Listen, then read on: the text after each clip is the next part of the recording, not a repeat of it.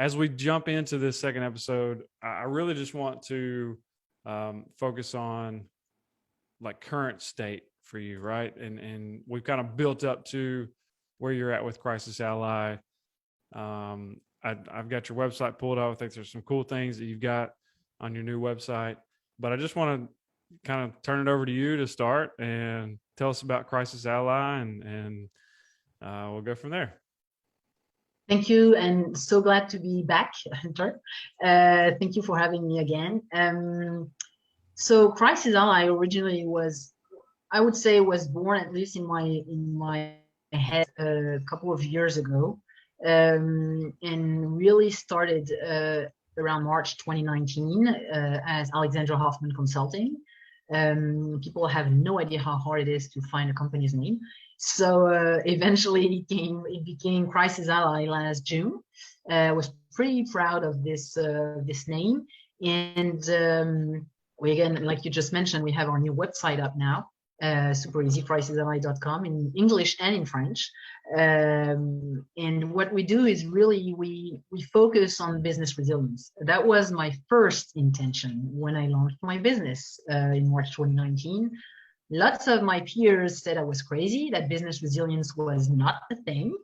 And based on my professional experience, personal experience, I was very adamant about the fact that it was a thing. And COVID happened, and now it's become a thing for pretty much everyone around the planet. So I think it's a good thing, because people are now aware that silos have to be broken. We talked about, security / HR stuff. Now we're talking about change management. That's one of my number one opportunity as well, I would say, because when we face a crisis, even as a company, as a big company, we never ever include change management or conflict management. I've never seen a plan including those processes, change management processes and principles, right? And it's a huge mistake. It's simply a huge mistake. Now, why don't we include change management and conflict management? For very good reasons. We haven't been trained on that as security experts, as crisis management experts, as business continuity managers and stuff, right? But now it's time to just, innovate, I would say, or at least upskill our game, basically, upskill our game and get more knowledgeable about change management and conflict management. And I think the really cool thing is that the minute we involve change management, conflict management with crisis management, we talk about people, because change management is all about the people, right? So this is what we try to do at Crisis Ally, is really help the crisis leaders and crisis teams thrive through crisis by focusing on these topics and making sure that the point is not about listing the risks. In the first episode, I listed a couple of experience I've had with crisis. We never had a specific plan or contingency plans at the time. It was super trendy to have those, right? You have these detailed contingency plans for every single risk you've highlighted. It's pointless. And I was the first one writing them at the time, and spending days and weeks working on those. Yeah, it's you plan for something, and obviously something completely different happens. And we all saw it with the pandemic. All of us saw it with the pandemic. One of the first thing I remember is at the beginning of the pandemic, I was looking for some data, and one of the one report I found, I think it was from McKinsey, early 2019. Okay, early 2019. I think it was June 2019 from McKinsey. Was listing all the risks and tabletop exercises companies had been trained, and a health crisis, not even a pandemic, a health crisis, I think was listed maybe number 10 on the list. And they were not even talking about an actual health crisis. They were just talking about a scam, just a threat of a health crisis. That was June 2019. Right? What happened 6 months later? Yeah. So it's and we're all guilty of this. Again, I've written contingency plans and crisis management plans, even business continuity plans for all kinds of stuff. Yeah, it's like with kids, you plan for something, it's always different. Yeah, I mean, I think there's a lot of analogies there, right? When you talk about planning, and are you planning for the right things? Is it too detailed? Is it simple?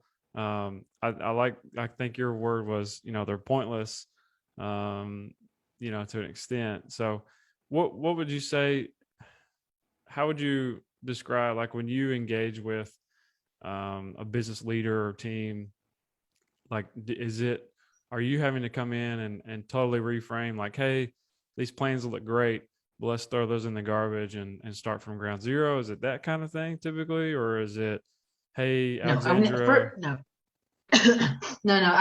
I would never do this out of respect first for what they did, number one. I understand. I'm probably a little too liberal with the way I worded that. Yeah.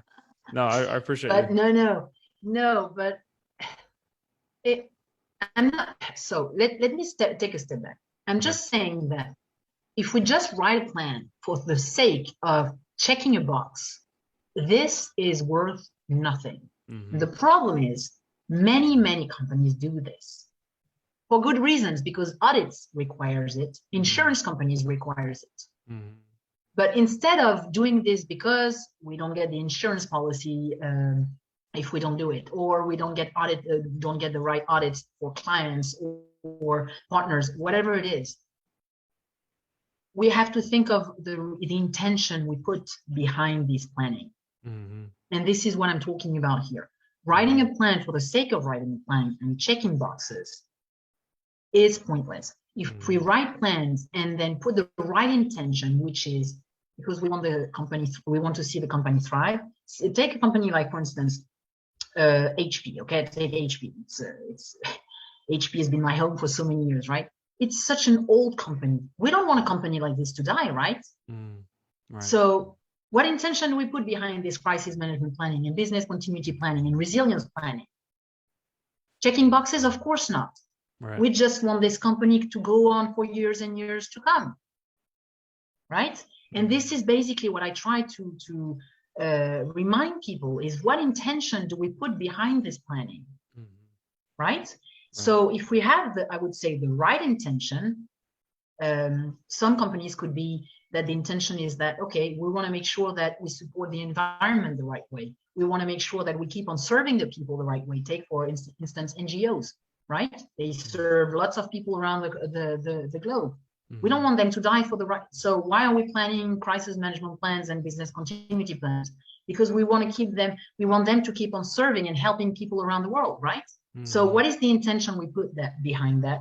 And of course, it also, I think it's also extremely important to focus on the people who will put those plans into practice.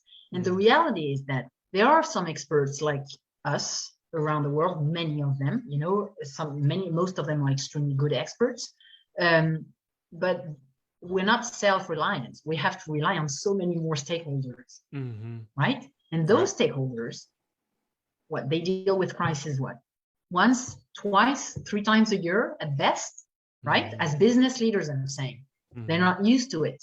They're not used to it. So training those people to handle this from a human standpoint, to make sure that those crisis management meetings go well, right? That we respect each other, that everyone has a voice around the table, that we know when and how to ask for help. These are the things also that should come into the planning process. You know what I'm saying? Makes sense?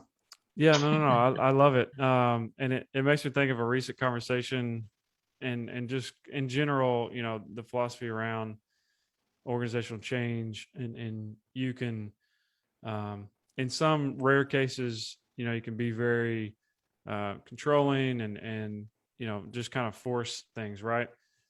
Maybe that's how you respond if there's a fire in the building, right? And you're just like, hey, I've got to be very clear. There's no question about what needs to happen here. But when you think about the context of how you're describing things and the potential for things, that businesses may face, it comes down to me. It comes down. I want to kind of get your thoughts on this. To me, it comes down to understanding what the individual, what their perception is, what their understanding is. Is fear a concern here, and how do we handle that? Do they trust? Like, have we built trust? Like, do we have that relationship with the team so that they don't see this as just some kind of fruitless thing that we're communicating? What are your thoughts on that? These are all very, very valid points, I would say. Number one, not everything is a fire. Firefighting is a very specific job. And of course, there are some instances like this in companies, but not too often, which is fortunate. And in many instances, we have the time to think before we make decisions. We should take the time to think. We should take the time to discuss. And of course, that trust you're talking about is absolutely essential. But then we go back to the planning here. We don't build a trust on day one of a crisis management meeting, right? We build the trust way before that. At least we're supposed to. If we haven't built the trust before, what are we going to do? Damage control. That's all it is. And if there is really, really some hard topics and issues coming up and conflicts coming up, I'm not saying people fighting with each other, right? But just regular human conflicts, then it becomes much harder to deal with and to handle, right? So the trust factor, one of my peer in the industry, which I'll be giving a conference with on Monday, actually, David Horobin, speaks about trust beautifully. It's super, super important. But again, you build this before. It's like, again, I always come back to the personal life examples as well. You don't build trust with your partner when things happen. You've built it along the way from the day one. And if you don't have that trust, do you build a life with that person? No, you don't. Or at least I hope you don't, right? Right.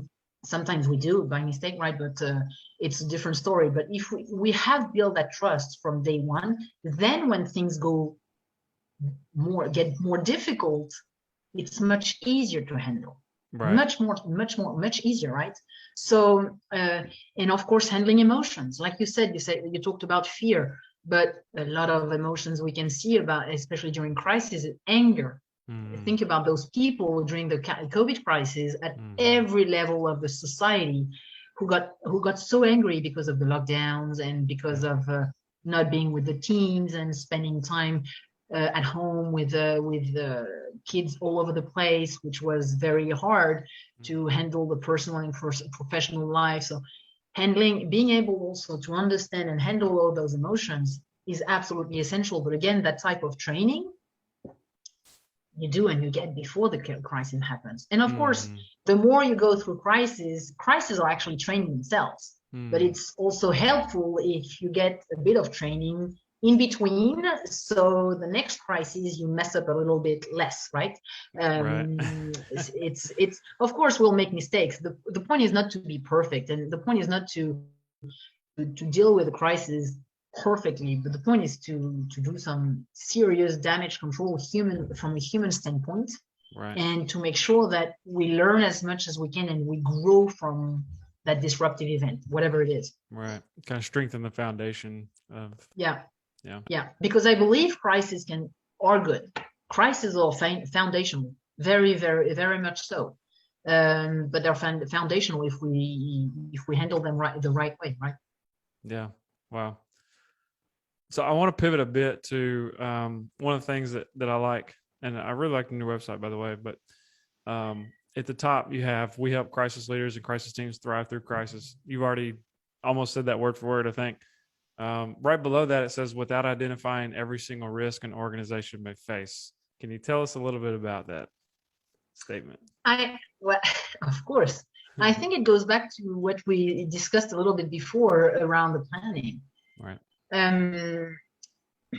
Well, our brain, I always go back to the kids, because when I became a mom 4.5 years ago, it dawned on me how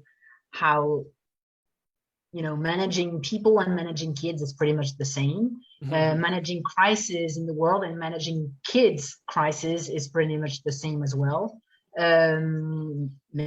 People might not agree with this, but I seriously agree, and I'm learning every day from my kids, from my work, despite the fact that I've been a professional for 20 years now. So to go back to your question, is that the human brain feels secured when we have a framework. This is why I was talking about kids 2 seconds ago, because kids to grow up securely and safely need this framework that we give them, right? I think every parent knows that. It's exactly the same for adults. As we grow up, we keep on growing up and we keep on living our adult life. We have the same needs, basically. We need that. I was talking about culture during the first episode. Many people thrive in a company's culture because it gives a framework of reference to live by, to say, okay, I belong to that organization. It's the same. So we do those, I believe, risk analysis with the same intention at the end, basically at the beginning. We want to put things in boxes because it feels safer to do that. It feels safer, right? Yeah, for sure. So, and we feel that we are more in control. And I think one of the biggest paradox, I would say, in our industry is that we want to help mitigate those risks, but we want to control everything at the same time. And we want to control it so much by identifying risks, evaluating and understanding those risks, but also giving it data, statistics, all the data analytics are just huge now, that we go too far. We have to let go of it. Just accept that life will throw things at us. And if we get the right preparation, the right planning, without focusing on those 5, 10, 15, 20 risks, whatever, depending on companies, executive committees will have a certain number of risks clearly identified. I believe it gives much more room to navigate through the crisis much more comfortably. So this is what I mean by this sentence, right? Is that instead of just spending days and weeks and huge amount of money with consultants saying, oh, this risk is really the one you should pay attention to, give it some space. Just accept that things are going to happen, and then get prepared for that. Get trained and plan for the unexpected, for the unexpected, but with an open mind. Because if we think that whatever phishing attack is going to happen at any cost, it's not going to happen like this. Otherwise, it would be way too easy. And I think from a security standpoint, from a professional standpoint, it's a lie to say that we have a crystal ball. Sorry.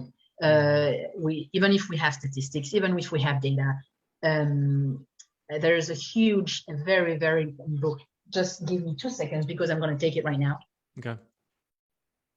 It's actually in my reading list on my website. Okay. Every single security professional need to read this book. Every single professional. Because it talks about all of the brain biases, basically, that we have as risk managers, as security managers, crisis managers, which are critical because we think we have the data, we think we have the knowledge, the past experience, but no, the brain does his things, and we have no control over it. So if we don't also raise that level of awareness about the way we think, about the way the brain functions, we can identify all the risks we want. It's not going to fly. I'm very clear with that.